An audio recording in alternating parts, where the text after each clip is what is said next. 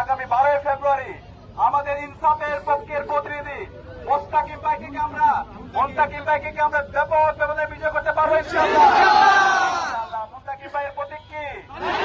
ইনসাফের প্রতীক কি? অরণ্যের প্রতীক কি? আপনারা দেখতে পেয়েছেন ইতিমধ্যে বাংলাদেশের তরুণরা এবং সর্বপর্যায়ের নাগরিকরা তারা ইনসাফের পক্ষে অবস্থান নিয়েছে। বাংলাদেশ ছাত্র সংসদ নির্বাচন হয়েছে, সেই নির্বাচনে তরুণরা ইনসাফের প্রতিনিধিদেরকে বিজয়ী করেছে।